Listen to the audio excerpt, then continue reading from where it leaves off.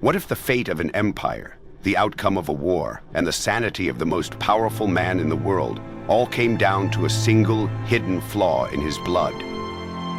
For centuries, a mysterious illness haunted the royal families of Europe, driving monarchs into madness and threatening to topple their thrones. This is the story of how a tiny genetic glitch may have plunged the British Empire into crisis, shattered the mind of King George III, and exposed a deadly secret lurking in the veins of kings. In the late 18th century, King George III was, by all accounts, a steady and reliable monarch. He was a devoted family man, a patron of the arts and sciences, and the ruler of a global empire at the height of its power. But in 1788, the 50-year-old king fell ill, and the foundations of that stable image began to crumble. At first, his doctors were baffled.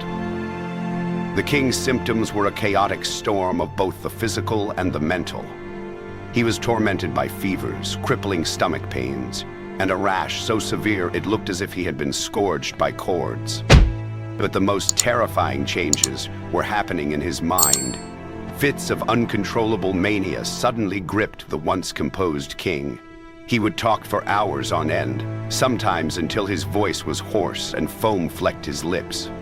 His speech, once regal and measured, became a torrent of wild, rambling sentences, one of which was reportedly 400 words long.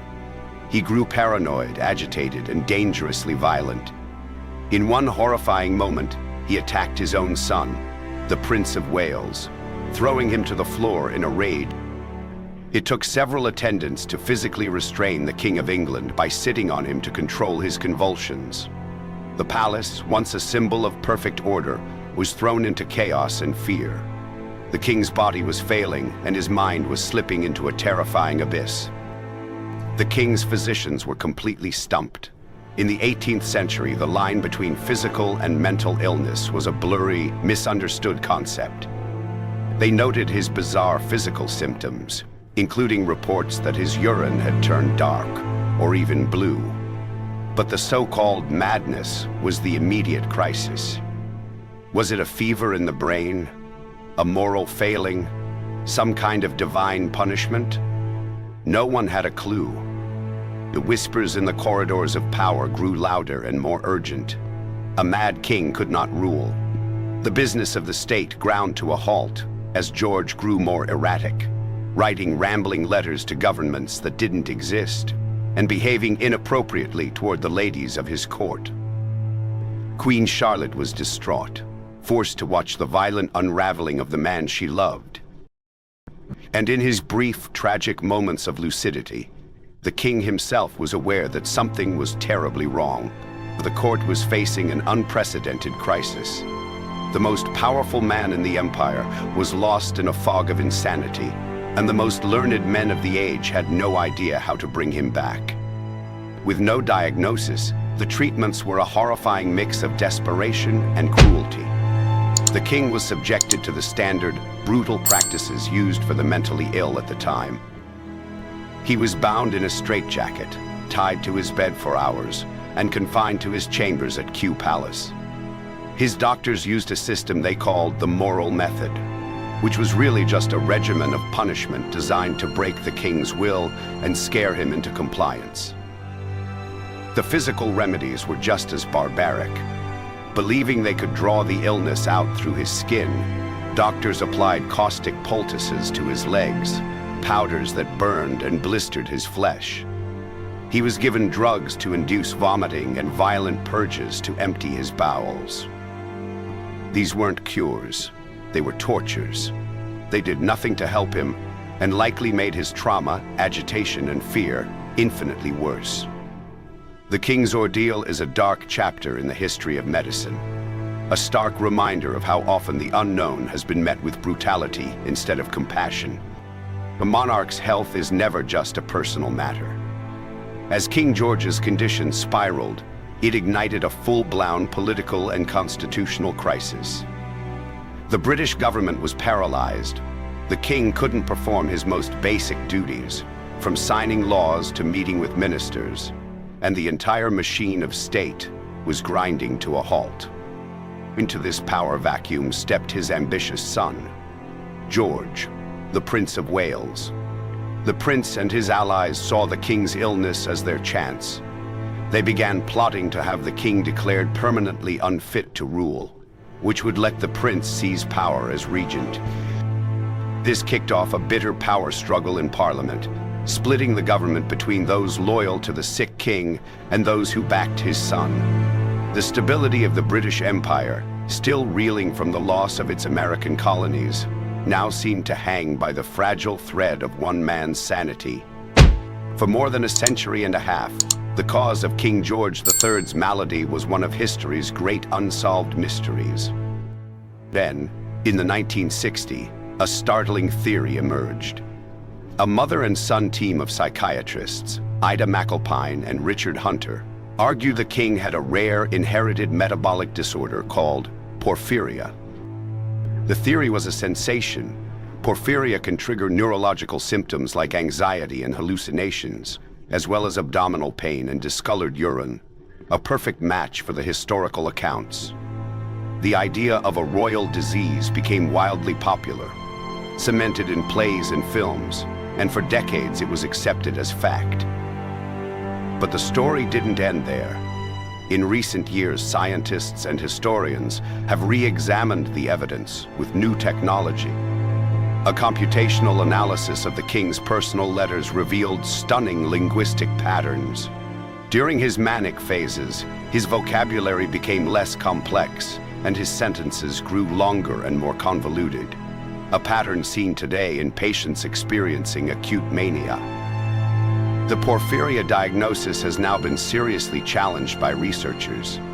There's little hard evidence his urine was the specific color linked to porphyria, and his other physical symptoms can be explained by the brutal medical treatments he endured.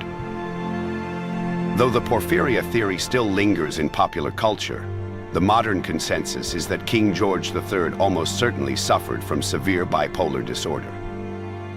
The madness wasn't some mysterious blood disease, but a catastrophic mental illness that today would be diagnosable and treatable. King George III wasn't an isolated case. The royal strategy of intermarriage, meant to consolidate power, had a dark side. It turned their bloodlines into a genetic minefield. Harmful recessive genes for everything from hemophilia to the infamous Habsburg jaw were passed from one generation to the next. It seems psychiatric conditions were no different. Just look at Queen Maria I of Portugal, a contemporary of George III. Once known as Maria the Pious, she became Maria the Mad after a devastating mental collapse. Following the deaths of her husband and son, she sank into a deep depression plagued by religious mania and psychosis, convinced she was damned. Her symptoms were so severe that the very same doctor who treated King George, Dr. Francis Willis, was called to Portugal, but he declared her incurable. Modern analysis points to the same diagnosis as George, bipolar disorder with psychotic features. Or go back even further, to King Charles VI of France in the 14th century. After a violent psychotic break, he suffered from recurring episodes of insanity for the rest of his life. He famously developed the glass delusion, a bizarre and terrifying belief that his body was made of glass and could shatter at any moment. He refused to let anyone touch him, and had iron rods sewn into his clothes for protection. While a definitive diagnosis is impossible, his symptoms are consistent with schizophrenia or bipolar disorder, showing that this pattern of severe mental illness in monarchs was a recurring tragedy. It's a terrifying thought, isn't it? That a single, invisible flaw in the mind could bring the most powerful people on Earth to their knees. If you're finding this dive into royal medical mysteries as fascinating as I do, take a second to subscribe and hit that notification bell for more stories that unseal the secrets of the past. The story of these mad monarchs left a deep and lasting legacy. It throws a harsh light on the immense stigma that has always surrounded mental illness. These weren't seen as powerful rulers suffering from a treatable condition, but as moral failures, objects of fear. and political liabilities. Their illnesses created power vacuums that destabilized entire governments, and in some cases, truly altered the course of history. The centuries-long habit of royal inbreeding, meant to protect their status, made them uniquely vulnerable. Just as Queen Victoria's genes spread hemophilia across the thrones of Europe, a predisposition to severe mental illness was likely being passed down right alongside. Today, our understanding is worlds apart. Advances in genetics and psychiatry let us look back and replace the crude label of madness with the precise language of clinical diagnosis. We can finally see these historical figures not as monsters, but as human beings who are battling devastating brain disorders without any of the tools of science or compassion. Their stories are a powerful lesson in how far we've come, and a sobering reminder of the real human suffering that lies behind the grand sweep of history. From the padded rooms of Kew Palace to the terrified courts of France and Portugal, the ghost in the royal genes haunted Europe for centuries. The story of King George III isn't just about one man's descent into madness. It's the story of how a misunderstood illness, now believed to be bipolar disorder, threw an empire into chaos. It reveals how the very strategy royals used to protect their power, intermarriage, became their biological downfall. A single flaw, hidden in the blood and the brain, was enough to shake thrones and prove that even the most powerful kings are, in the end, tragically and vulnerably human. What do you think is the most shocking part of this story? Let me know in the comments below. And if you enjoyed this journey into a historical medical mystery, don't forget to like this video and subscribe for more. Thanks for watching.